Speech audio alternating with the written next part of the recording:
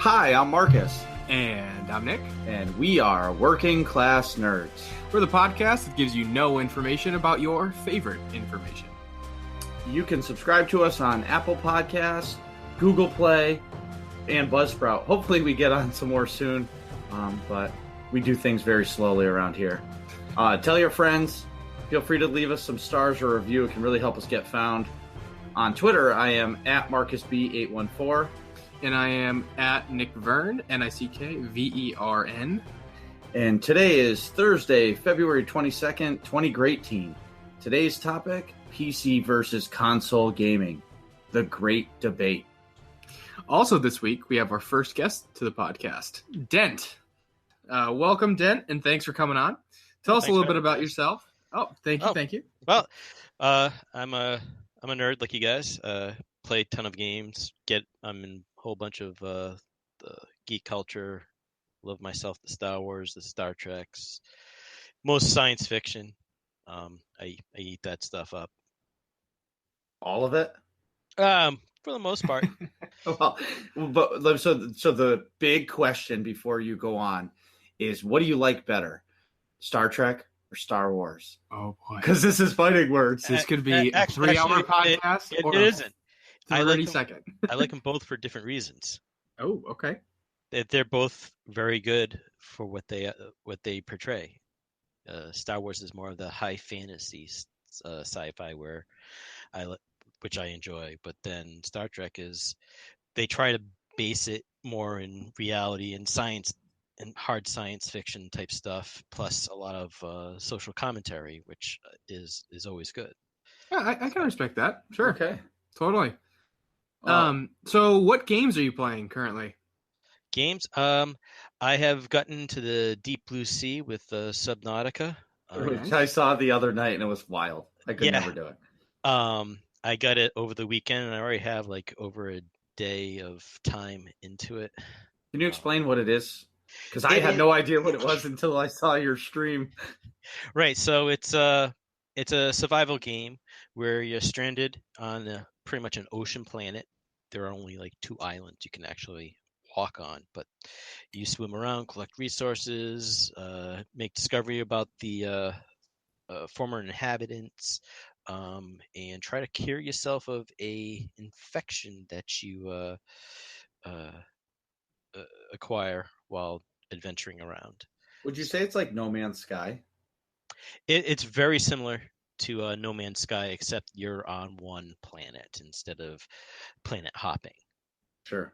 Right. Very cool. And it's not procedurally generated; it's a static world.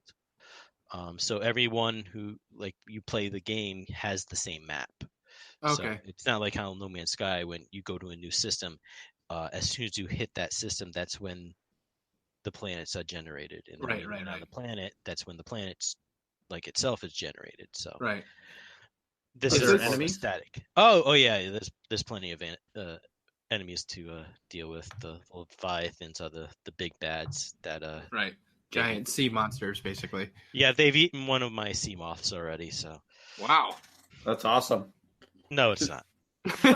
Not when you're 500 meters down and you're exploring a wreck and you have half your oxygen left and you're like, oh crap, I gotta go up. Yep. Yeah. Do you play any other games? Well, I'm playing Star Wars: The Old Republic with you, Marcus. I'm on your Sunday night team, and you've guest starred on my team a couple times. It's funny, the Imperial side versus the Republic, because my team is Imperial and yours is Republic, and there is a clear difference between the two. Yeah, mine's better. That was awesome. I always preferred the Republic on the storyline and everything, so I'm happy to lead that team. I've been running that team for everyone for a while now. So I know Marcus runs the Sunday night raid team. Do you also have a raid team on Sunday night that's just on the Republic side, or is it a different day of the week? No, I'm on Marcus's team on Sunday, so it's Imperial, and then okay, right. I have I organize cats on Monday night. Okay, cool. So he does Monday nights Republic side. Right. And believe it or not, he's the only ops team on the Republic side in our guild. Wow. Yep. Okay. Cool. That's great. Very cool. It's fun. And what else was I playing? Mainly just. Oh, go ahead. I've been playing a little bit of GTA recently. GTA 5? Yeah. Okay. So let me ask this question, because this is the ultimate Grand Theft Auto question. Do you actually play it, or do you just get in your car and run over hookers? Because I'm just being honest, when I play that game, I'll do one mission, and then I just run over hookers. Every time. Every time. Yeah. I play the missions a lot, and then it also depends on what I feel like doing. I'm like, all right, let me drive normal for like 5 seconds, and I'm like, all right, I'm bored, and just start running down people, or see how high of cop rating I can get. Yeah, see if you can get all the way up to 5 stars, and then try to get out of it. Yeah, there are ways of getting out of it, but it almost never happens. Yeah. I remember hopping on GTA 5 with some of my college friends, and we would just go to this one pier and we get like some ridiculous supercar, and then go to the end of this one pier and just start shooting people until the cops came. We'd get 5 stars. Then you had to plow through all the cops down the pier because there's only one way out in the car. I know the one. And then just try to escape. And I think only one person did it out of probably 50 times we tried to play it. But well, it's fun. For me, I bought it when it first came out for the Xbox because I had an Xbox then and I really wanted it. And then I played it, and then I was like, the game doesn't run good on an Xbox. Oh, right, sure. So then we'll get into that later. Well, yeah, exactly. And then I got it for the PC, but I never played it. I ran over 100 hookers, and then I just stopped playing. Well, I have it for both PC and console. I have it on my PS4, but I got it on Steam when it was on sale because I wanted to play around with the cheats and the mods. Right. And have a little fun with that.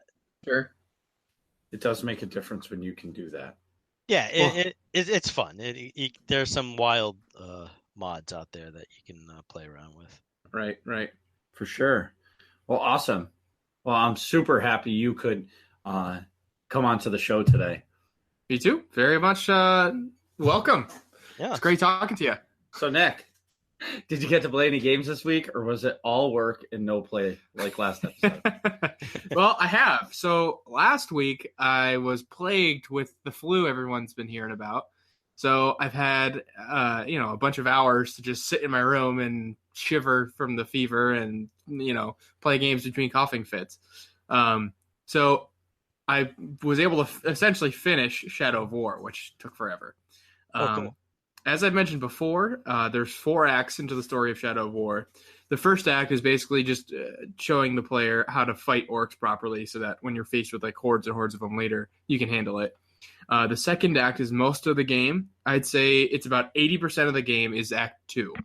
That's where you get to recruit orcs into your army and actually start conquering sections of Mordor. And that's what I've been working on basically the whole time we've been doing this podcast. Wait a minute.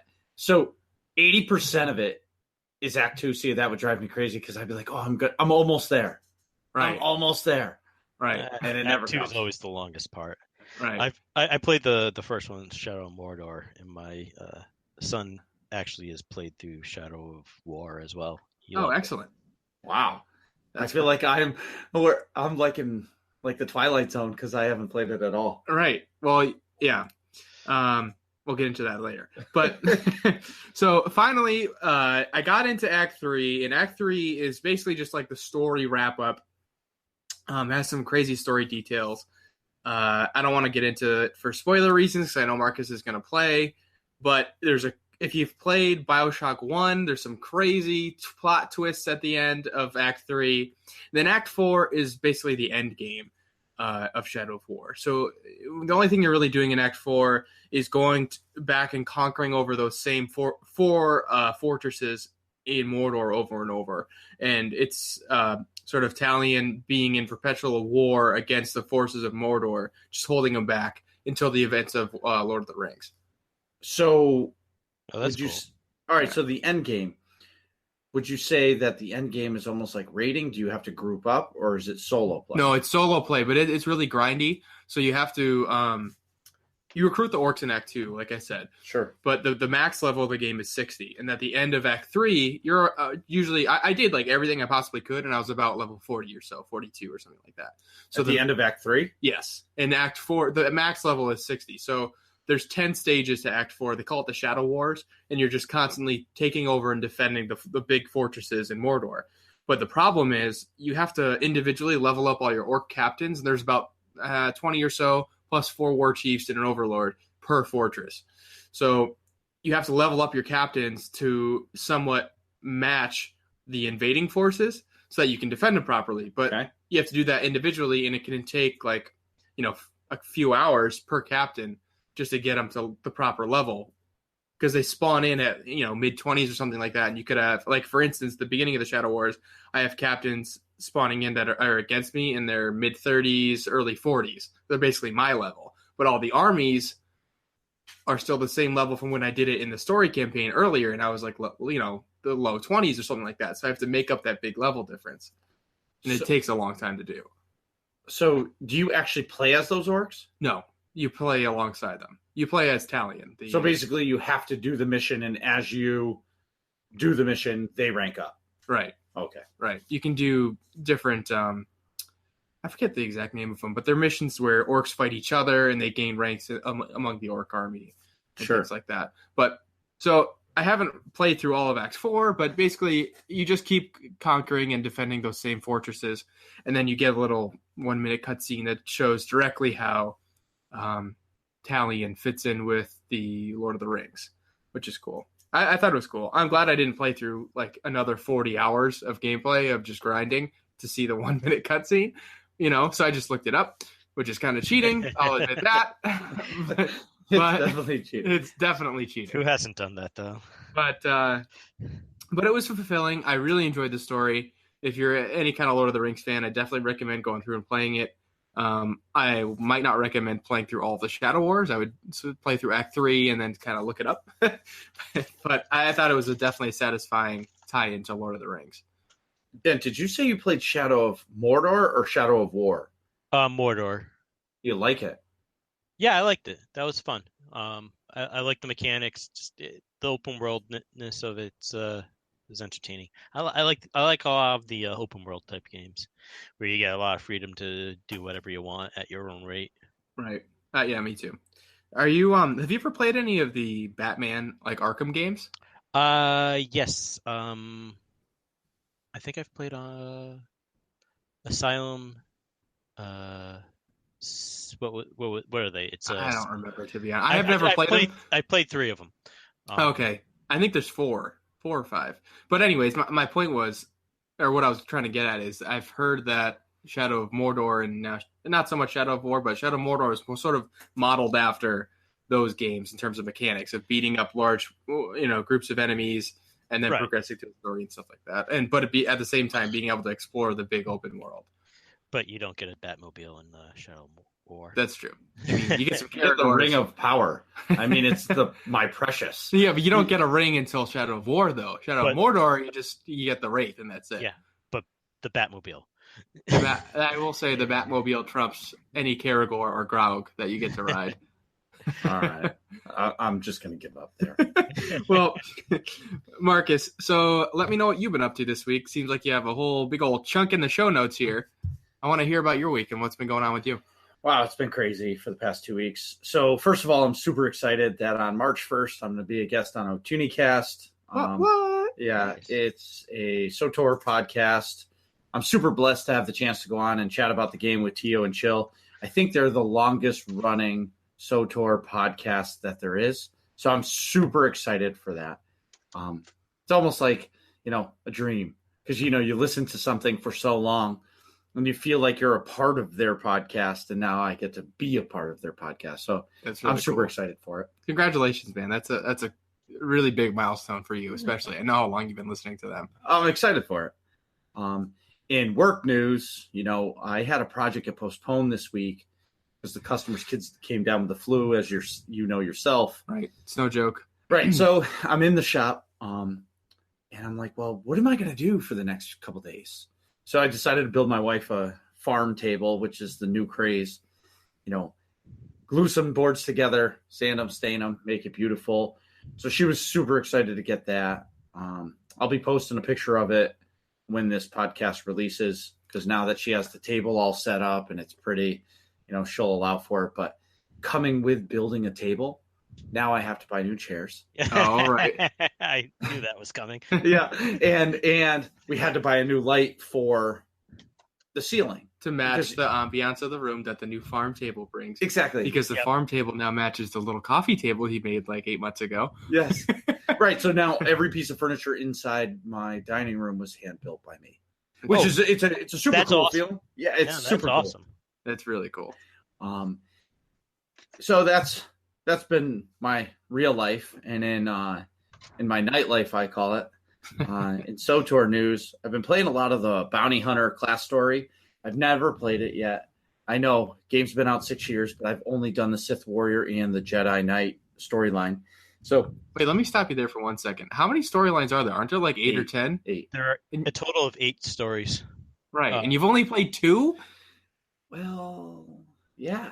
Yeah, I didn't play. Well, so I didn't play the game for 6 years, so I bought it, played it for 2 weeks, and I was like, Call of Duty is way better than this game. Oh, okay. I remember. And then I got back into it, and I was playing a lot of the class stories, the 2 of them, and then I got sucked into these ops teams. Oh, okay. And so now like I'm the getting back game into stuff, it. right? Yes, Right. yes, Okay. yes. So I understand. The stories are the stories are phenomenal. What they did when the game released. Oh my god! I've enjoyed all. I've played all of them. I have, I think, every type of class. But maybe one of each. I have more Jedi Knights and Sith Warriors than I have anything else. Well, exactly. So, but I'm really enjoying the Bounty Hunter story. That was a fun one. Yeah, I like Mako's sassiness. Yep. Of all of the class stories, the weakest one I think is the counselor. So I have a level 35 counselor. She's named after my dog, and she's Maggie B, because all of my characters are a family member. And hold on, you can't just gloss over that. What do you mean? So how many characters do you have I don't started know. that you just didn't do anything with? There's Mark, USB, me. Right. There's Marcus B. There's Julia B. There's Carrie B. There's Carrie B. Sniper. Oh. There's Bailey B. Oh yeah, the mother-in-law's dog. Mr. Boosh. and Maggie B. So that's all you have? Yeah, listen, that's it. But I they're all in the class story. But in order to do it again, I'll probably, believe it or not, wipe them and start over. Okay. Because at this point, I don't know the story going on. Right. So it sounds like you missed a couple. Like, I don't think was it last summer? Could have been last summer. They had this Dark versus Light DVL. Yeah. They did it, and I just didn't care about it. No, a couple of us in the guild were able to complete it fully, which it took the guild for me to do it. Without the help of them, there was no way I would have been able to complete it. But it was epic. We were doing a whole bunch of the old content together, doing flashpoints, it's like everything. Right. But it allowed me to go through and do some of the finish some of the class storylines that I kind of just put to the wayside, and restart a couple of new characters. I actually had to buy a couple of character slots to do it because I don't like deleting anything. I understand that. I hear you. I hate overrating any save files. Yeah, that's why I have a 4 terabyte hard drive, a 1 terabyte solid state, a 2 terabyte regular hard drive, and then a 250 gig solid state to hold the operating system. Wait, so how do you get all that extra storage space? A giant on an Xbox or a PS4. I thought you could only plug in one external hard drive. We'll talk about that later. So Dent was talking about the guild. We're a part of the AIE guild. They're a great community across a bunch of different games they play. If you'd like more information about it, you can go to aie-guild.org, or if you're in SOTOR, you can do a /C join AIE LFO. That's AIE looking for officer, and somebody can find one of the officers and get you in the guild. Yep. And then we're you on the can Starforge server. Thank you very much, Dent. And that's a great save. So we'd love to play with you, and we'd love to have you guys run with us on a Sunday or a Monday night if we ever need a fill-in. So this week on the Sunday night ops team that Dent and I are in, we went into the Gods from the Machine, and we got through all four bosses that are available right now. First try, no wiping. Yep, which was awesome. It was revenge for the week before. Exactly. Which, because the week before we got our butts kicked. Yeah, we went in the week before, and we wiped against Nahut, and Nahut is a really tough fight.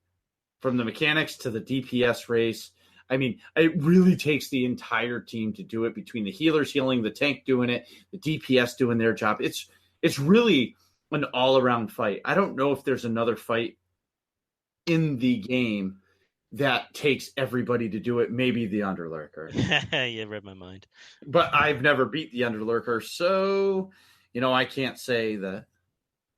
So go ahead. I was just going to say that I've beat him because I haven't. We've tried numerous times, but one of our ops team members and our guildmate, I'm going to shout out to Dr. Sotor. He said he's going to get us to do it, so we're going to hold him to that.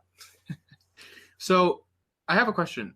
When you say wiping, see, I'm just thinking back to my paintball days when wiping means if you get shot with a paintball and it breaks, then the paint's on you. You'd normally be out, but then you can wipe the paint off and cheat.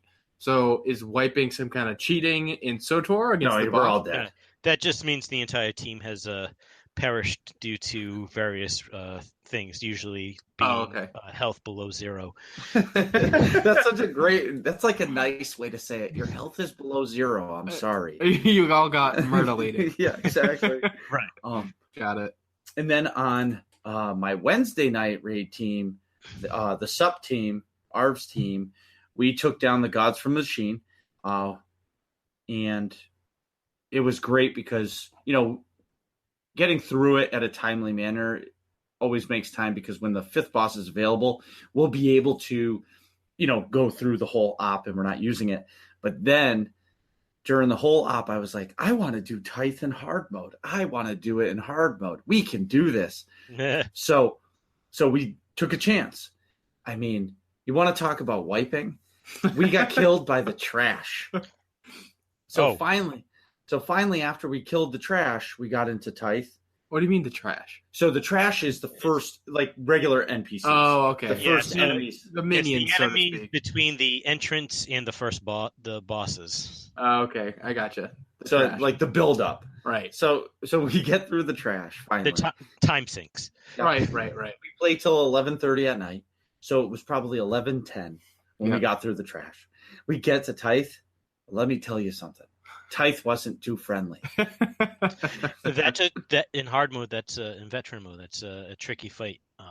We've attempted it a few times just for the funs of it as well. And getting used to doing that inversion is tricky. Well, because on top of that, you also still have to deal with all the other mechanics that are part of the fight. Well, exactly. And we didn't know about it. So what we're going to do is we're going to do the Gods from the Machine, and then we're going to go do that fight every week, and we're going to try to start doing some hard mode stuff. So anyway, the first inversion, we're all over the map, and then he does it, and we all go flying off the platform. So we tried something new, and then we tried something new. Needless to say, 11:30 came. I think we were down to 91% health. So next week we'll try it again, and we'll all do a little research. It's just learning the dance, like with any of the other fights. You just have to learn the dance. Right. In other news, BioWare released the roadmap. So there was a giant uproar about it. I was super anxious about getting this roadmap because BioWare was so quiet for so long for the game. And they finally did it. And instead of talking about the next 3 months, they only talked about the next 60 days, which there's been some talk about how the game is shutting down and this and that. I've moved past that. I have a theory, and we'll call it the conspiracy theory of the night on why it's only 60 days, but we'll get there in a minute. Am I going to have to talk you off a ledge? No. You're not going to have to talk me off a ledge. It's actually a good theory, and hopefully people agree. So on March 13th, they're going to release the final boss from the Gods from Machine, Isaacs, which I know, Dent, you're going to be excited for. I'm going to be excited for. I can't wait to finish this operation. It's always exciting to get a new boss on in Ops. I've been liking the way they've been doing it this time around, where they release a boss every. I wish it was a little sooner than every couple of months, but like maybe one a month. That way you have time to learn the new boss and don't have to struggle as much. I agree, and I'm really excited to hear if they're going to make another one this year. But what they're doing for the new Isaacs boss is they're holding a special event for, I'm going to call them the hardcore ops teams that can do the veteran mode. So if you can beat him between game update 5.8, which is in March, to game update 5.9, which is in April, you're going to get a special, you're going to get a new achievement, a special and unique title, and a new and very exciting legacy-based reward. And they'll give you that reward during game update at the launch of 5.9, the Anathema Conspiracy. It also looked like, just in general, that they're going back to doing subscriber rewards. They did that during like Kotet. Yep, I remember. In Coffee, they did a build up. You get pieces of what was it? HK, the helmet, the weapons, the jetpack. You get Nico's guns. You got the speeder, the swoop. So it looks like they're going back to that, which is kind of exciting, getting that stuff again. Well, I think they should. I mean, I don't know. I've never played WoW. Actually, that's not true. I downloaded it once. I played it for about 3 seconds, and I said, nope. So then I went back to StoTor. So with that, I think they should give out rewards. You know, for guys like yourself and me and whoever else subscribes, give us something, and it doesn't have to be a lot. Just give us something to look forward to keep us intrigued in the game. Yeah, and I know a couple of games like Star Trek Online does that. They have that rewards. So if you're subscribed at a certain level for a certain amount of time, you get like extra bonuses, character perks. The final one, I think, is an actual starship. Wow. You're gonna make me want to go back. Oh yeah, I've played that. Or one. I shouldn't say go back. I should say download. Yeah, that one's fun. It's free. It's totally free to play. That one's fun as well. I have a couple characters over there. I have done WoW, but it just never had been my favorite. Sure. I feel like it's tough to get into, or at least it would be tough for me to get into the lore of like a World of Warcraft, having no background in something like that. You know what I mean? And it's been around so long. I feel like if you were just a new guy starting, it would take you so long to go through that content, right? Just to be able to get to endgame, right? To be able to catch up with all the new content coming out, it would take forever, right? But for Star Wars, I'm not really an MMO guy, as most of the listeners know, but for Star Wars, it would be relatively easy for me to hop into that world lore wise, because I like Star Wars and I know what the Force is and Jedi and versus Sith. That's why I fell in love with it. Sure.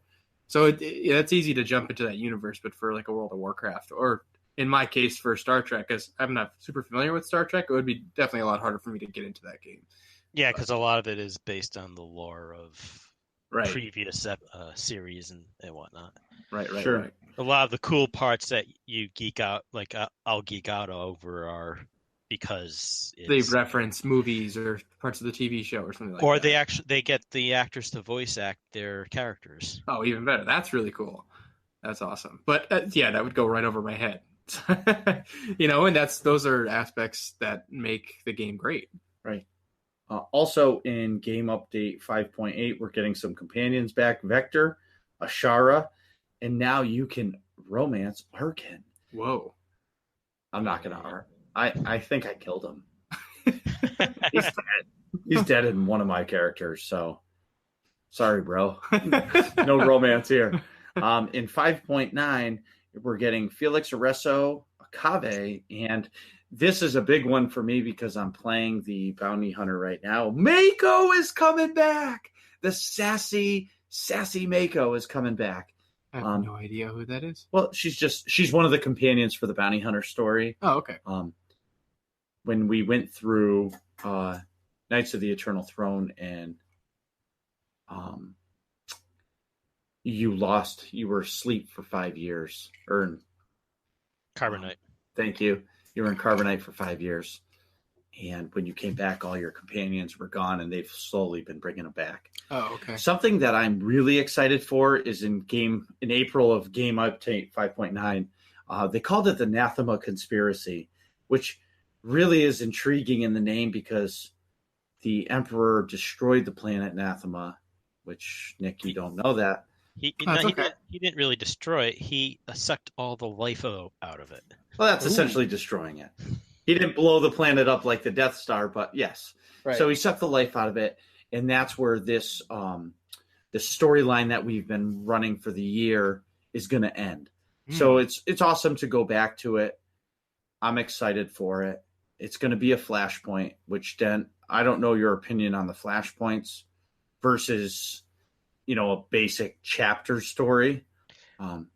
I think it's a different way of them telling the story. I don't have any problems with it. They did it for the lead up to Shadow of Revan. There were those 4 flashpoints. Yeah, Battle of Rishi.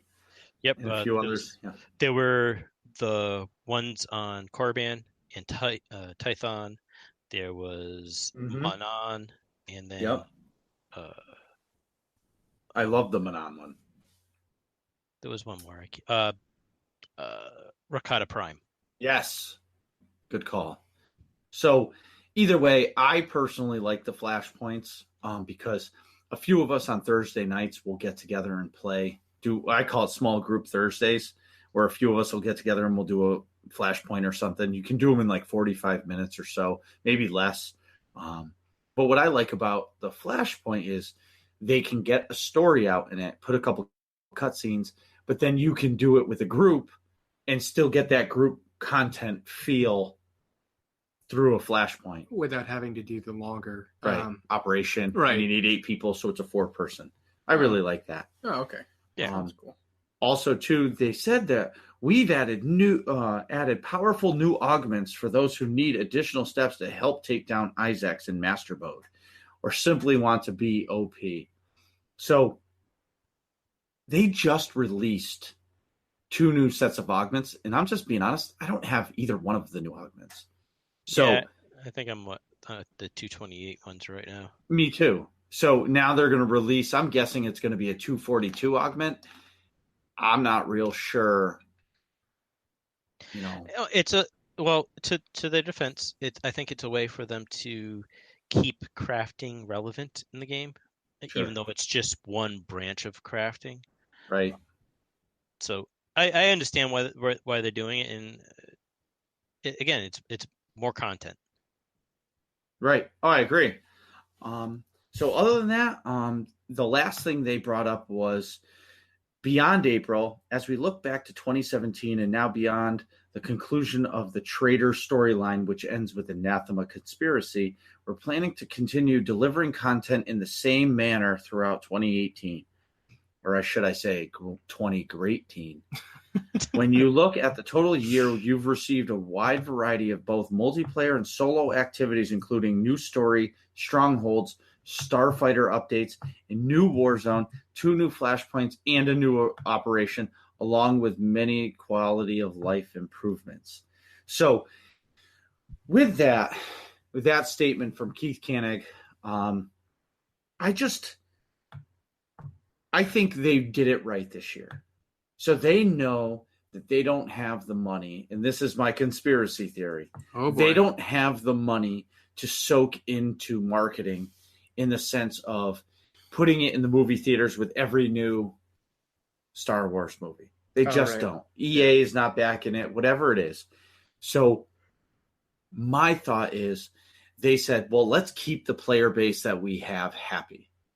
I personally love the way they're dropping the operations bosses because it keeps the ops teams relevant. Because I know that when the new boss drops, and Dent, I know you're going to agree with me, Dent and I were the only ones in the guild that ran with almost every raid team except maybe the Thursday night, unless it was available. Rack Evan was also one of those that were a hit on every team. Okay, so perfect. So Rack Evan too. I think it was Rack. I think it was just Rack Evan because we were maybe talking. Bishop too. I don't think he ran with the Thursday night. I think Rack Evan has, but other than that, there was 1 week that I ran with each team and downed them on each one. Wow, that's an intense week. Who killed Skyva first? Skyva. We know who. Yeah. Sunday night. Yeah, Sunday night. All right. Just wanted to. Yeah. Sorry. But no, it's something I'm proud of. But what I was going to say is, go ahead. To my team's defense, a couple of the guys were having connectivity issues. Did he just do that? Did he just do that? No. I did. I'm just saying those are facts. I love it. So what I'm trying to say is, I like how they release the ops bosses. One of my teammates on the Wednesday night team last night, because I asked this question last night to get everybody's opinion, one of them said, if you've been playing this game since the beginning, you were getting 2 operations at a time, the whole thing. And then all of a sudden it goes away for 2 years. And then when they bring it back, it's 1 boss at a time. But personally, I think it's because they're trying to keep you subscribed, which keeps you intrigued in the game. And they're giving you updates on the game across the board to keep you intrigued. Mm-hmm. To keep your subscription worth it. Correct. Because some of the ops teams, they'll beat the new operation and then unsub until the next one's released. You agree to that, Dan? Yeah, there's definitely an aspect of maintaining subscribers. There's also the aspect that their development team is a lot smaller than they originally started with, so their resources are limited, and they have to focus on what's going to make the majority of the player base happy. So, like when they did the chapters with Coffee and Kotet, they were releasing a chapter a month. Except for that first month, they did like 10 of them at a time, all at once. That was for Knights of the Eternal Throne. Yeah. And then as they released chapters, they also released more companions and had little submissions. So it kept the player base, I think, involved. Right. But then they definitely neglected the operation teams. There wasn't a new operation since Temporal Sacrifice when Shadow Rubbing had come out. So yeah, it was 2 years without one. Right. It's a crazy amount of time. But then they also released what is it for one PvP map? They did the uprisings in between the chapters. They did a couple of maps for PvP, which PvP is an important aspect of the game. I mean, it's not something I usually partake in unless I'm looking for punishment for whatever reason. Right. So, going with that, I think if they give us another year of this, they're going to keep the player base together. That's what I'm looking forward to. With all the Anthem stuff, that article, yeah, I think they are on their coattails a little bit. Their development team is down. Whatever extra guys they had, they sucked them over to Anthem, which I would have done the same thing. But here's my conspiracy theory before we take a break, because it's almost that time. Mm-hmm. I think in 60 days, they're going to announce the expansion. That's my thought. I think in 60 days or less, they're going to tell us that we're getting another operation. We're getting more content, whatever that may be. Operation is number one. I think they're going to release one boss at a time again because it keeps us intrigued. And to top it off, I think they're going to announce the big expansion, which is 6.0, which it's going to be the next storyline. I think it's going to be chapter-based, but I don't think it's going to be as big as Knights of the Eternal Throne or the Knights of the Fallen Empire storyline. I think it's going to be, 2 or 3 chapters, a bunch of flashpoints to connect them, maybe do a chapter, 2 or 3 flashpoints, a chapter, 2 or 3 flashpoints. This is all my... I think you're overestimating the amount of flashpoints. We'll probably get one here or there. I think you're right. It's mostly going to be chapter based if they do something, but it will be a combination of chapters with maybe a flashpoint in between, kind of like when you were doing class storylines, like you do 2 planets, or you do a planet, you do a flashpoint, that type of thing. Sure. Well, I guess I was exaggerating the amount of flashpoints, but what I'm saying is I think it's going to be release a chapter, release a flashpoint, release a chapter, release a flashpoint, and it'll almost, I don't want to say calm down the development process, but calm down the development process and allow their small development team to keep providing us with good content. That's my tinfoil hat, I guess I should say. Sure. Conspiracy theory. One last note is I was all excited. I finally found in stock a Titan XP. If anybody doesn't know what that is, that's the GPU from NVIDIA. It's their highest end GPU. GPU meaning graphics card for a PC. For those of you who are completely clueless with computers like I am. So every video card on their website, on NVIDIA's website, said sold out. Every single one. Every single one. 1080 Ti, 1070s, 1060s, 1050s, every one. So then the Titan showed buy now. I clicked the button. I said, I'll sell my 2 video cards that I have because I currently have 2 1070s. I said, I'll sell them. Get some of my money back. Do it. So I bought it. They said in 1 to 2 days it'll ship. I'll have it. I'll be happy. So a week and a half has gone by and it's still saying that it's processing. So I called them today and they're like, oh, it's been back ordered for a little while. Do you have a date that it'll be back? No. I said, okay, cancel the order, please. Thank you. Yeah, I think that's a little ridiculous. Thanks, NVIDIA.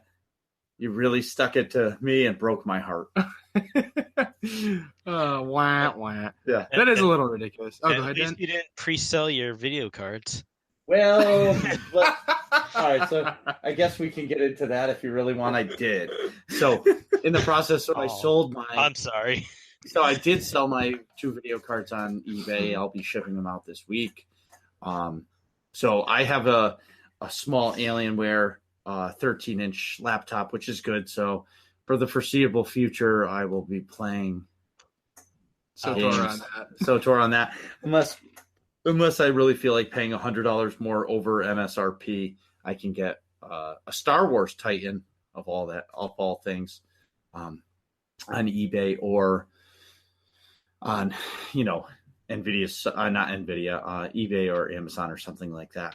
But who knows how long it's going to take them to credit me my money. Right. That's too funny. So anyways, Nick, you ready to take a break? Yeah, let's do this. Dent, we'll see you in a couple minutes. We'll be right back. And we're back. I'm throwing my saber. Throwing your saber. So he's a tank.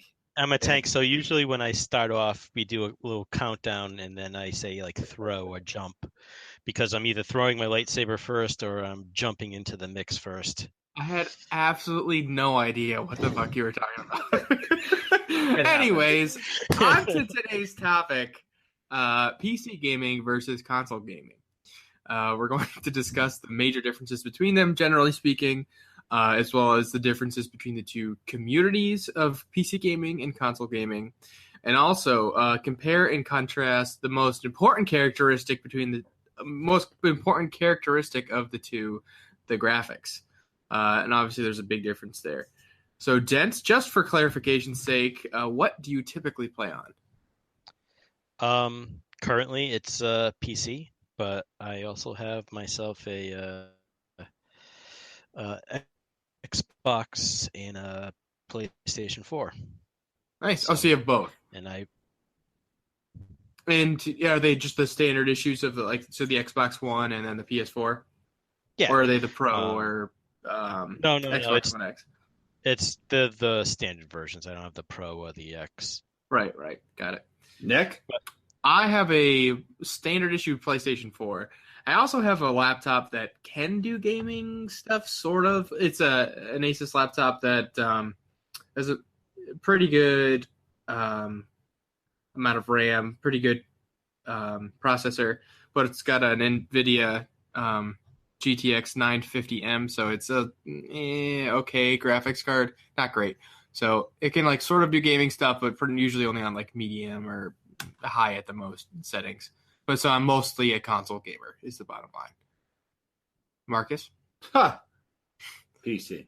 Marcus has lived and died by a PC. Well, no. So I started the game in definitely console. Right. If you're, in my opinion, as a general statement, and I don't mean this to be disrespectful to anybody, but if you have $400 to spend, you buy a console. Right. It's going to do whatever you need it to do. It's a lot easier, but it'll give you that mid-range performance, right? Yeah, graphically. Whatever. Yeah. Me, I spend money on my computer, so like most people spend money on their boat. It's just a money pit. Yeah. Yeah. Exactly. No, it's the truth.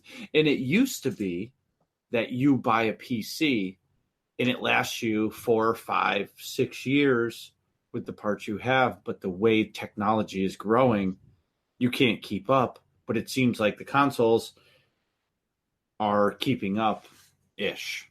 Right. Like they find ways to keep themselves relevant. Well, so first and foremost, I just want to go through some quick differences between the two, generally speaking. So obviously a PC is a lot more expensive than a console. A lot. If you're to get the same performance as a console, you need to spend probably, say the average console price is, just call it $350, $400. Yeah. To get the similar performance where you can play games at 30 frames per second in 1080 in any new game, you're gonna at least spend $600 on a PC. At least. I don't even know if you can build a computer for $600. Right. Well, you can. With a monitor and a keyboard and mouse, and yeah. With those qualifiers, it gets harder. Right. Okay. Well, so let's just say just the desktop. Right. Because you still need to buy a TV. Right. If you buy a console. That's true. Okay. So then let's take those qualifiers out. Let's say just comparing a console and to a desktop by itself. I think a PC is more expensive right off the bat. Well, I'll let you know, because I have that PS4 that's sitting right behind you. Right. I'm going to get the new God of War when it comes out. I think it comes out April 20th. Mm-hmm. I loved God of War on the PS2 and 3. So when it comes out, I'll get it, and I'll let you know the graphics, how they look. Right. Yeah, that's a good test because you have a PC that can run 4K. I do run 4K on 2 monitors. Right. That's pretty legit. And you have a 4K TV to run with your PS4 Pro. So that's a pretty straightforward graphics comparison. I do know that with the Xbox One X, a friend at work who just bought one, he's like, it's like playing a different console, like the graphics and everything, just for whatever reason, just so much better than the standard issue. Right. So the card that's in it, it's basically standard. It's basically the video card that's in the Xbox One X, if I'm not mistaken, equals like a GTX. I don't know if it's the 770 or the 970. It's powerful. The CPU is it's an i7 type. right? Because it's obviously smaller. I mean, the RAM, I'm sure, is 16 gigs. It's a beast of a machine.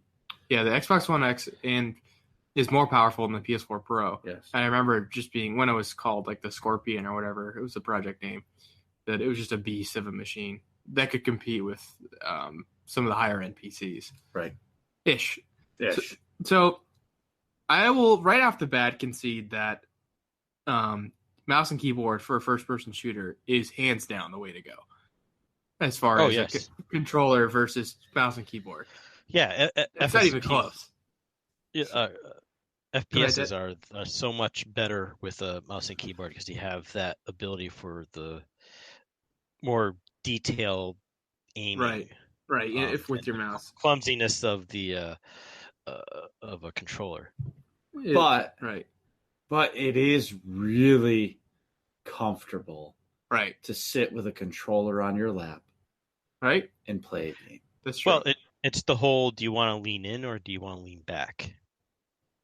If you want to lean back, you're going to play a console most of the time. If you want to lean in, you're on a PC. So I guess it all comes down to speaking, it's like a comfort level. Sure, it all comes down to how big is your beer belly. Because if you have a big old belly, like I did or do currently, then you don't want to be leaning forward on a mouse and keyboard. You want to lean back so that all that extra adipose tissue is not getting shoved up into your diaphragm and inhibiting your breathing. The doctor's coming out. Yeah, I was just gonna say that.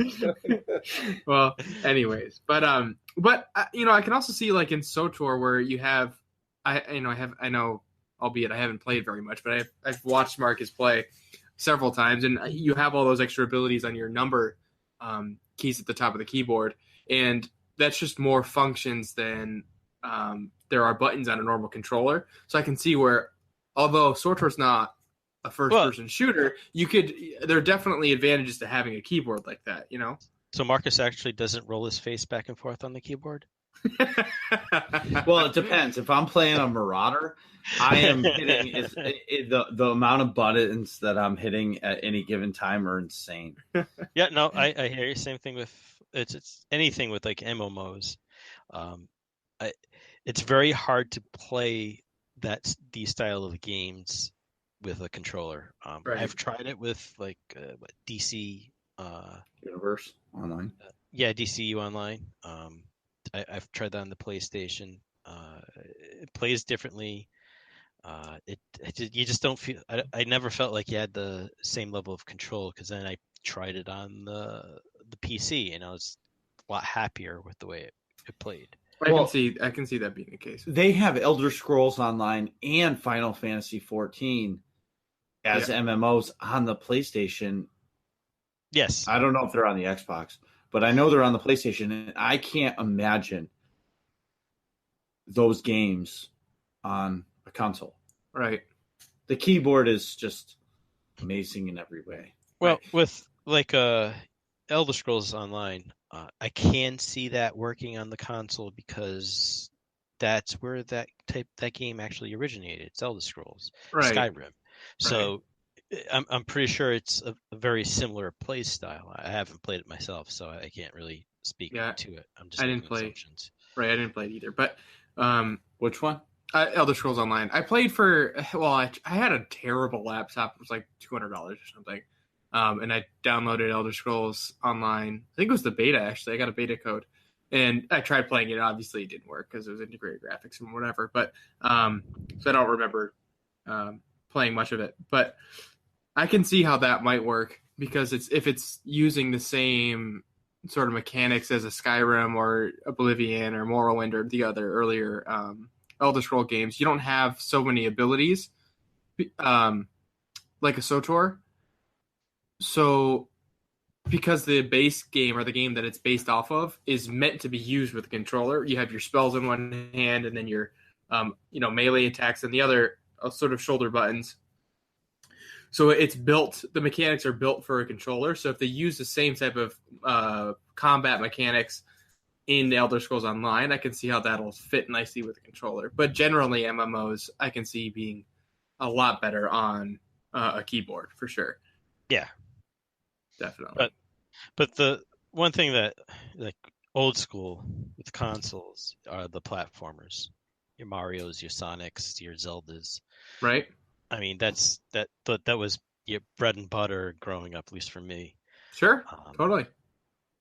Getting that first Nintendo Entertainment System and playing that, not because there was no saving games for the most part. You leave it on, you pause it, you go do whatever, and then come back where your game was still playing. Or it was frozen.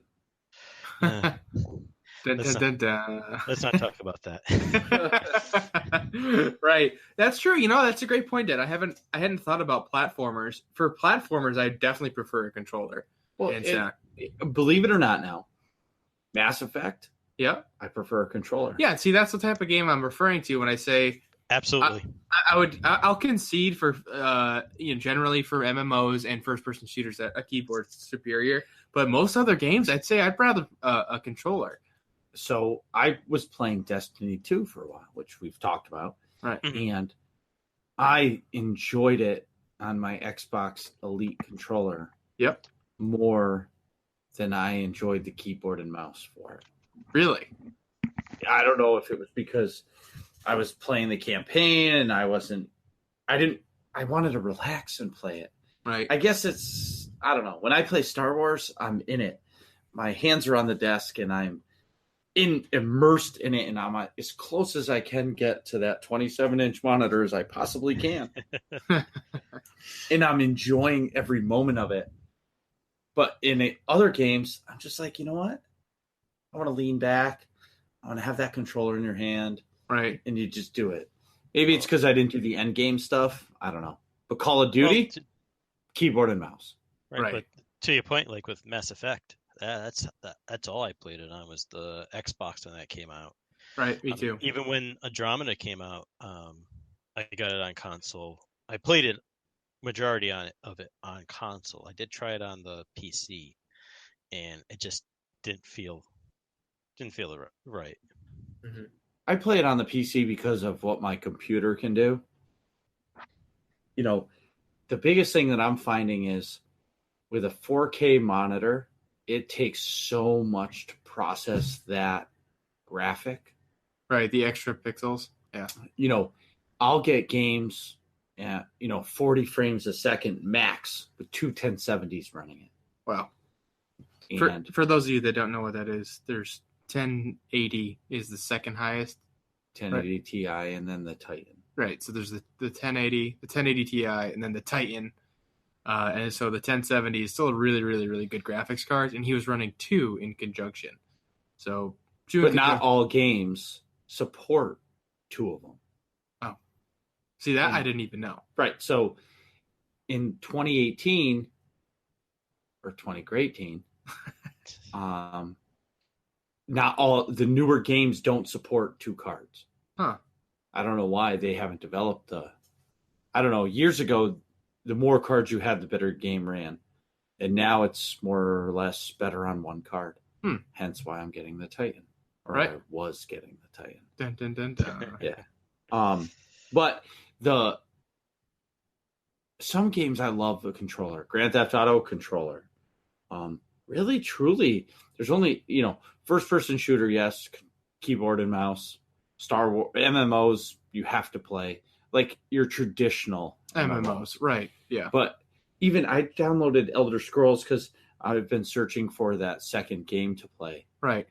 And I didn't like Elder Scrolls because, believe it or not, they use WASD to walk, and I didn't like it. What's wrong with WASD to walk? In an MMO, you usually use the mouse, right? You use your left mouse and right mouse together, and that walks. It was just a weird feeling for me. I used WASD. Yeah, I every time I played a game on PC, I've used WASD too. Like I played a good bit of Overwatch. Well, I guess it's a first-person shooter. That's a MOBA. No, Overwatch is a first-person shooter. It's a MOBA. Yeah, it's a MOBA first-person shooter. Battle Arena. Right. Yeah, I got sucked into the Battle Arena for a few months there. Overwatch is great. I liked it a lot. I just it kind of came and went because then I started playing other stuff, but I never played it on a console. I didn't either. I have a couple friends who have it on console, but I think that's definitely better played on a mouse and keyboard, just because it's a first person semi-shoot. Yeah, it's a shooter essentially. You're playing it from the first person, and there's gun mechanics for most of the characters. So I think it's essentially a first person shooter. But the price of consoles is the $300 to $400 range. Right. The Xbox One X, I think, is $500. Right, but that's coming down. Yeah. Right. So you give it. Yeah, it is.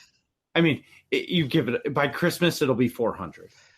It'll be matching the PS4 Pro for sure. Right. So the PS4 Pro is $4. I got mine on super discount for $359. PS4 Pro is $390. It's $400. All right. So either way, so you talk $400 because I don't even think they're making the regular PlayStations anymore. It's all pros. Really? They stopped making the slims. I don't have any data. No, they're still doing. Well, no, there's still some available, but I don't think they're actually producing the slims anymore. It's all pros. Because as the new games come out, they don't want you to have the slim anymore because it's harder and harder to run them on it. Because games are growing so much graphically that the slims and the original Xbox Ones can't keep up with it. So they had to come out with this new system because of 4K. Right, in order to compete with PC at all. Yeah. Because you can't have 1080 versus 4K.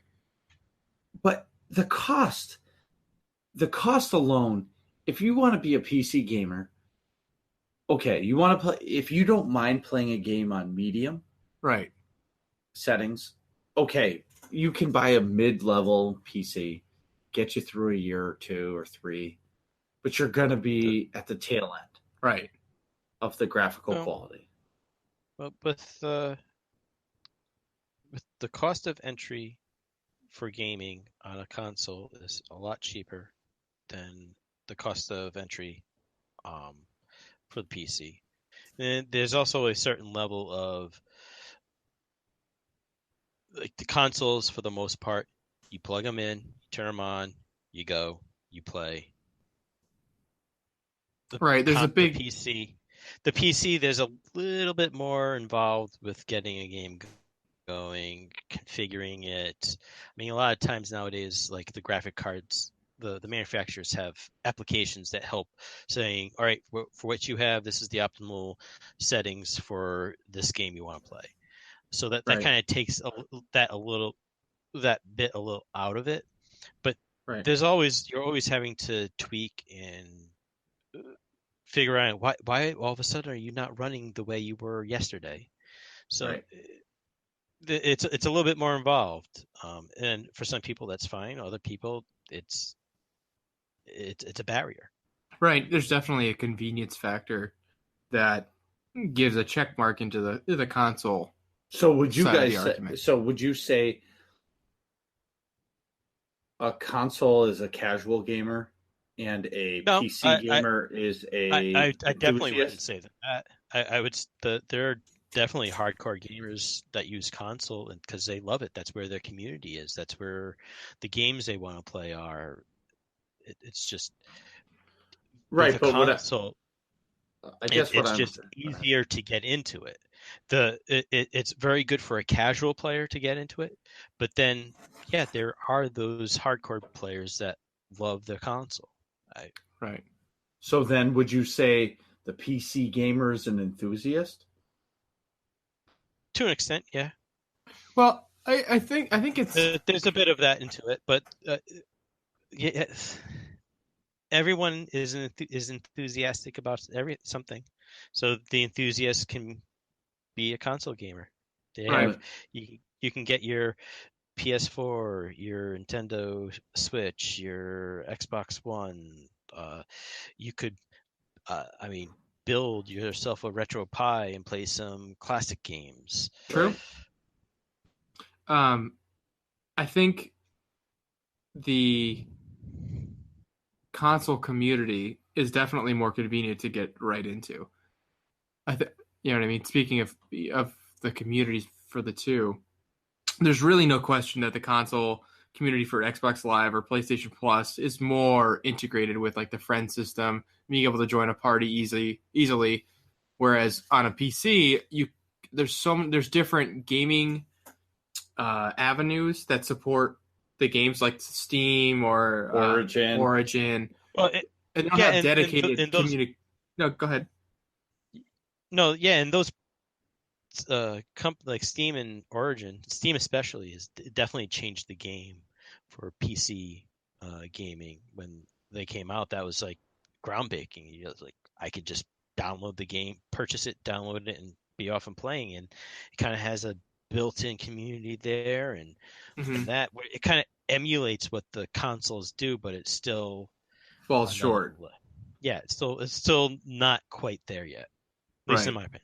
I agree. That's where I was going with that. I was going to say, although there are platforms, so to speak, for having a friends list and joining parties and things like that, it's not quite the same. It's not as streamlined as on a console, where you just turn it on, plug it in, like you said, and then my friends are on, and you just hop in a party and away you go. It's not quite the same. It's a little more involved. You might need a Discord to chat properly, or a Skype call, or something like that.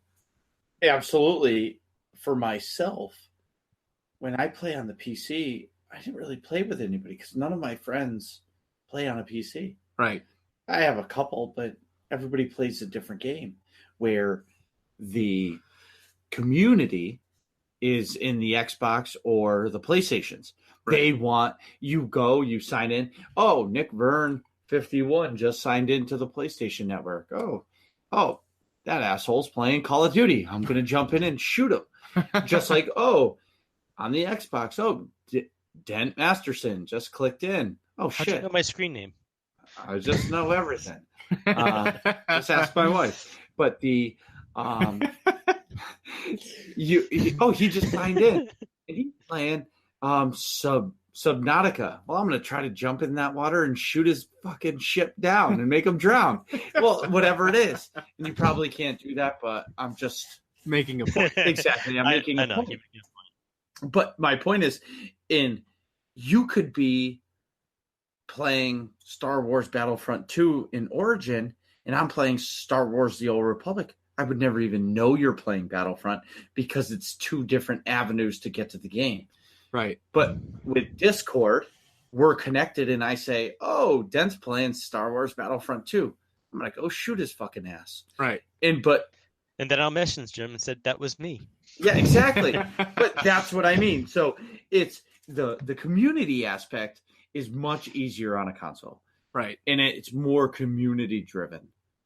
Unless you have a friends list that's been playing on the PC for years, it's really hard to meet new people unless you're in a guild or something like that in the PC community. Right. Because it's hard. I find it that way. I played Call of Duty for years on the PC all alone because I didn't meet anybody and I didn't talk to anybody. Where on the PlayStation and the Xbox, you get into a game and you have a headset on, you can hear everybody screaming. And then you end up talking to this guy from Wisconsin, and that guy from Wisconsin, he makes cheese for a living, but he also whoops ass at Call of Duty, and you're like, let's do this again. And next thing you know, you guys are friends, he's on your friends list, and you end up playing together for the next 3 months. Sure. Right.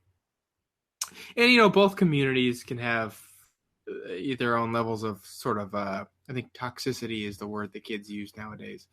Or, annoying people or whatever online. Yeah. But I think that's because the player base is similar now in terms of age demographic. You have a range or a good age spread in both PC and console gaming. Or at least that's been my experience. Like when I was playing Overwatch on PC, I'd come across plenty of, 12-year-olds swearing at me that they banged my mom last night after they beat me in Overwatch. You know what I mean? So, I think PC might sway a little older just because of the price range. Definitely requires you to have a steady income, obviously, versus a console gamer can, a kid can ask for a console for Christmas and then have it for a few years. Absolutely. Way more, and that's way more feasible to ask for than a high-end PC, and most kids. Go ahead, Dent. No, it's because they designed the consoles to have a certain shelf life. It's up to 10 years now. Right. So right. You get one early on, and technically can last you 10 years before before it's retired. Right. So the going thing is like the PlayStation 4 Pro and the Xbox One X compared to what a mid-high range PC is right now. Sure. But 3 years from now, a PC will blow those things out of the water because of technology and the upgradability to a PC. Right. Because you can't really upgrade a console. No, you can't. Right. You can't change anything. That's a major downfall for consoles. Yeah. PCs can be upgraded modularly, whereas a console can. Sorry. There was this one time when the N64 had a memory upgrade module you can install into it. Ooh, Mario Kart on the 64 was legit. Everything on the 64 was legit. Ocarina of Time? GoldenEye? So with Rogue Squadron was like the first game that they... Rogue Squadron. I had Rogue Squadron for PC back in the day and used a terrible joystick from Radio Shack. And I died so many times playing that because I was like 6. It was awesome. That was like I was at the point where I had unlocked every ship on that thing. That's awesome. So but it brings us back to cost. And I can't emphasize this enough. Your bang for your buck is buying a PlayStation or an Xbox or a Switch, which really the Switch isn't even in the same category. The Switch is, hey, we're coming out with a generation old system, but we're going to put out another Mario and we're going to put out another Zelda and everybody's going to buy it and like it, even though the graphics are terrible. But it's Nintendo. Right. Basically, like if you like Nintendo's Apple. Yeah, it's sort of like that. It's super convenient. You turn it on, plug it. It's going to go perfect every time. Every time. And if you like their intellectual properties, Zelda, Mario, whatever. Donkey Kong. I don't know when the last time they put out a Donkey Kong game was, but shows my age. Splatoon, I think, is a big seller, whatever. So they, if you like our games, you're going to buy our system and play them on it. But it's not. They're not in the same. You're right. They're not in the same category as a PlayStation or an Xbox. But they still sell. They do because sell. of those games. Right. They have a special, royal quality to them almost. But then you bring it to my PC, which i7 8700K, 32 gigs of ridiculous RGB DDR4 RAM, soon to be two 1070s. Currently, hopefully water tighten cooled at some all through. point. I mean, wait, water cooled? Yeah, I thought you couldn't mix water with electronics. Well, whatever. It's antifreeze. It's water cooled. Yeah, whatever. It's an insane system. But I must be $3,000 into it. Sure. Over the course of the years, it has to be $3,000, $2,500, maybe. Sure. I don't know. But I couldn't buy that. A 1,200 watt power supply was the biggest one they had at the time. Why not buy it, right? But my point is, through all this, is I hate to see your electric bill. No kidding. Jesus. Talk to my wife. She'll tell you how expensive it is. I don't ask those questions. She writes the check. I just put the money in the account. So, but what I'm trying to say is the cost of a PC, and I'm different than everybody else because I don't do anything else. Yeah, but not necessarily. Amongst enthusiast PC gamers, they want their PC to be the max, and that's definitely a pretty large demographic of PC gamers. I'm one of those guys. As soon as my game can't play Ultra, you're freaking out and you need to get upgrade. wiggy. Yeah, I get wiggy. Sure. I don't want I'm like my computer's junk. Right. That's for you. That's the whole purpose of playing games on a PC, because you want the extra super mega ultra. But can graphics. You even see the difference? Yeah, for sure. I like that. But I don't know if I can. I don't actually know if I can see the difference. Well, like I can tell the difference between my Xbox One S versus the PlayStation. I mean, between my PC. But I don't really know if I can actually tell the difference versus the Pro or the Xbox One X in my PC. That is where you might not see a difference, a noticeable difference. Because if they're both 4K, if they're both running at 60 frames per second or something like that. I mean, I know I can definitely tell the difference between 30 and 60. It's a tiny difference in frame rate, but you can tell the difference for sure. Well, it's smoother. Right. So if they're both running at 4K, both running at 60 frames per second, and playing on, comparable monitors or TVs or whatever, then I don't think you'd really be able to tell the difference.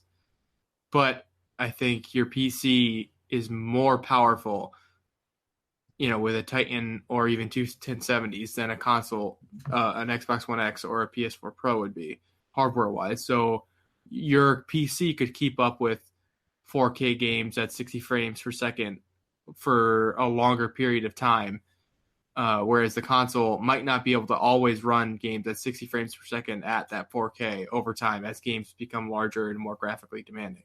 Yeah. And that's why games on the console need to be downloaded into the system. Right. And enable the game running. That's a great point.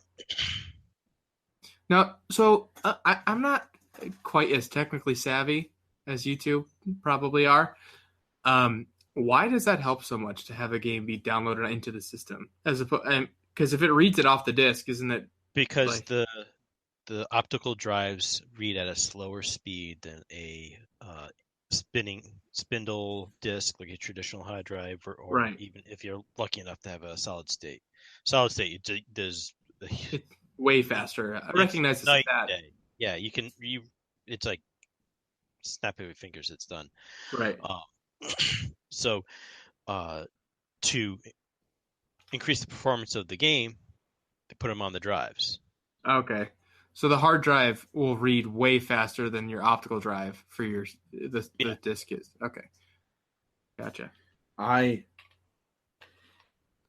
solid states run great. That's something that changed the whole world for me. You turn on your computer, it boots in 10 seconds, 30 seconds, whatever it is. It's up, running, ready to go. Yeah. From post to login, it's like 10 seconds. So my laptop has a solid state drive, and it's awesome. I mean, it's way faster than a hard drive. But again, it brings me back to the console versus PC. You get all of the perks with a PC. All of them. Right. But the console saves you money, and you spend it once, and you don't upgrade it for 5-10 years until the next one comes out, and then you say, okay, I got to spend another $500, but you're done. Right. You buy a PC, it'll last you 3 years. If you're not crazy and a crazy enthusiast, it's going to last you 3 years, and then you're upgrading something. But your computer is only as good as your slowest part. That's true. That's true. That's that's what bottlenecks it. Mm-hmm. Right, exactly. My computer just happens to be insane. I tell everybody NASA wants it, but NASA. Well, whatever. But the reality is if you don't have the money to invest in it, you can play on the PC, but you're almost better buying the console just for the reason of cost versus longevity. Right. That's my opinion. I agree. So, Nick, why do you like the PlayStation versus the Xbox? That is a great question. So I guess the ultimate question comes nowadays.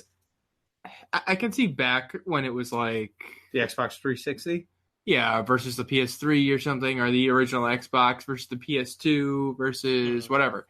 You might be able to make some more valid comparisons on like graphical performance or things like that. But with the PS4 versus Xbox One, that's when I was originally buying this, generation of consoles.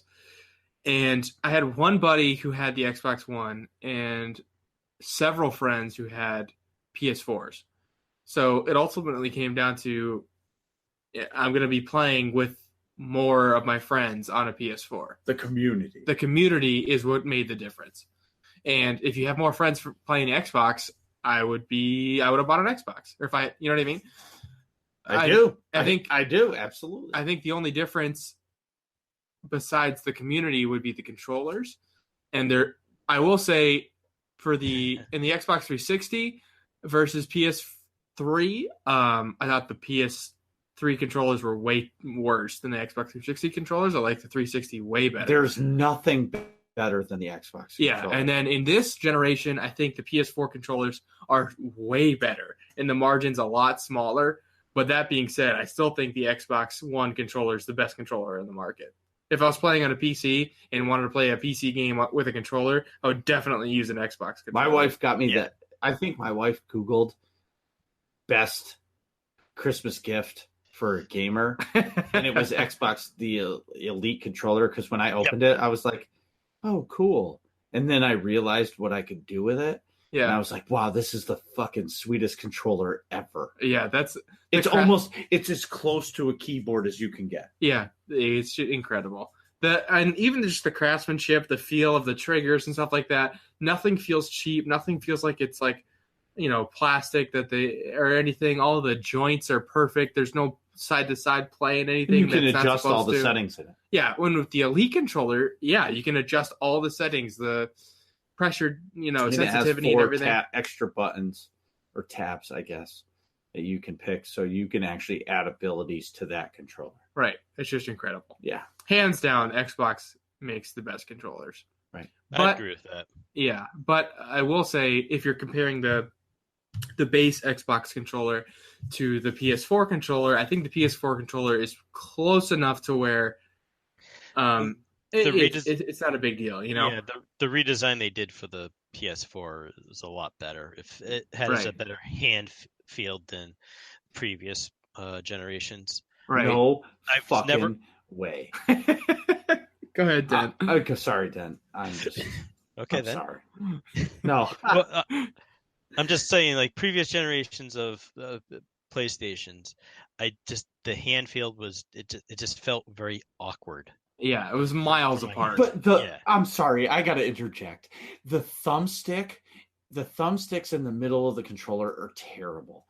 The Xbox with the thumbstick at the top, it's comfortable.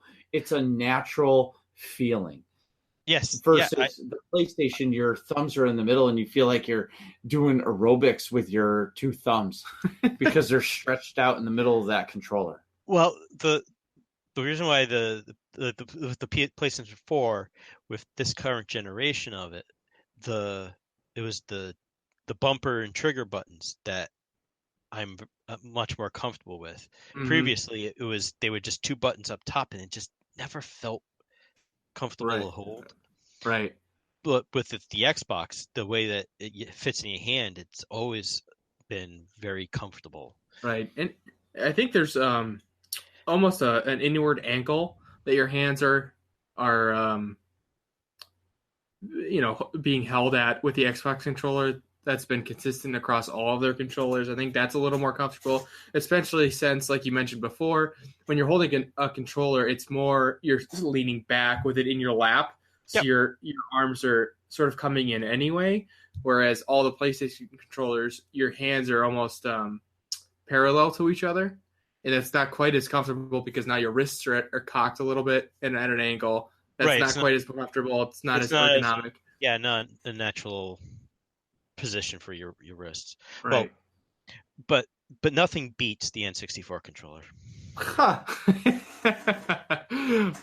okay, so yes, you're right, Dent. You know why? Because the thumbstick is on the top. It depends on how you held it. That's true. It's on the top if you have the middle column. You could hold it 3 separate ways. I only held it one. Yeah.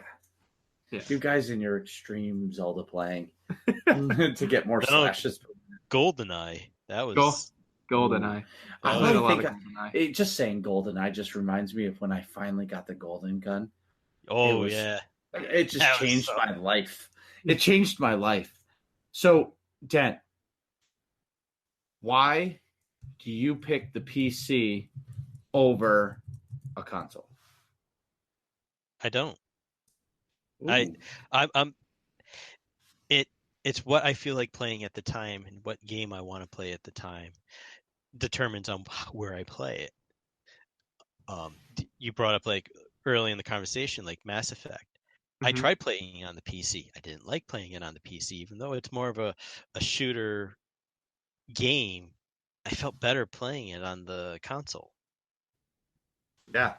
So for me, it's not which one's better. It's which one I want, what game I want to play and where I want to play it that I feel comfortable and will enjoy it more. Like, all right, Star Wars Battlefront 2. I have it. I picked it up for the PlayStation. It was on sale. And I played around with it, but then my son was like, "Hey, you want to play together?" And we were like, "Yeah." So we played split screen with each other and just had a blast. He ended up kicking my butt more than once. Well, majority of the time. As per usual in dad versus son video games. Yeah, he's finally surpassed me. That's pretty cool. I knew this day would come one day. I was just gonna say that day always comes. Right. Yes, like back in the day, we played like the Lego Star Wars games. Oh, that's cool. We played it on the 360. Mm-hmm. I don't think I'd want to really play that on a PC.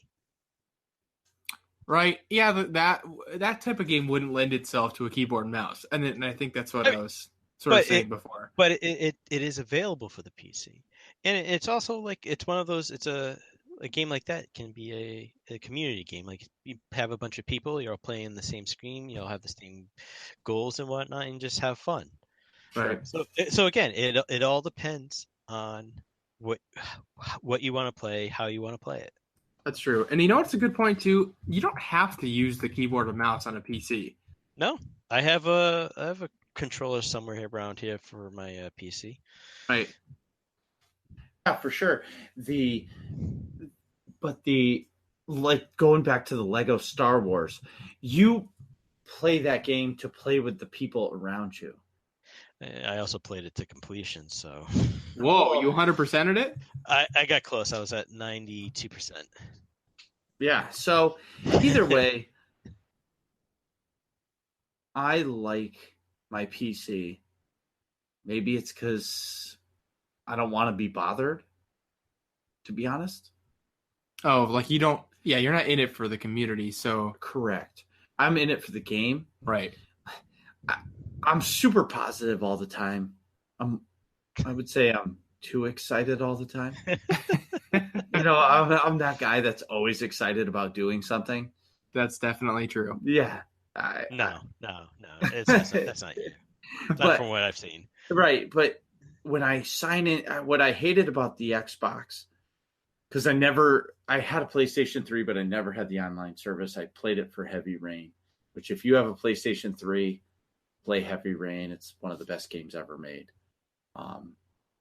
But shout out to Heavy Rain, hashtag not a sponsor. Yeah, hashtag not a sponsor. But what I'm saying is I hated signing into the Xbox and I wanted to go play Mass Effect, and every single person in the world is sending me like a group invite to come play Call of Duty. Oh, right. Yeah. It was just a bombardment of people constantly, and I finally just got fed up, and I took the month-long curve how to learn how to keyboard and mouse it, because it takes a month. Oh, yeah, a good month of playing like every day. Yeah, and once you learn it, then you're all set, but until then, I'm a PC gamer. I don't see myself going to a console. I own one, and I'm staring at it in its box right now. Yeah, it's been in the box for at least like a week. Yeah, I was here like a week ago doing something. The only reason why I have that is for the PlayStation Vue TV service. Right. Because fuck Comcast. We didn't even get into that. I know. See you later, Comcast. That's for another day. Why nobody should have cable TV anymore.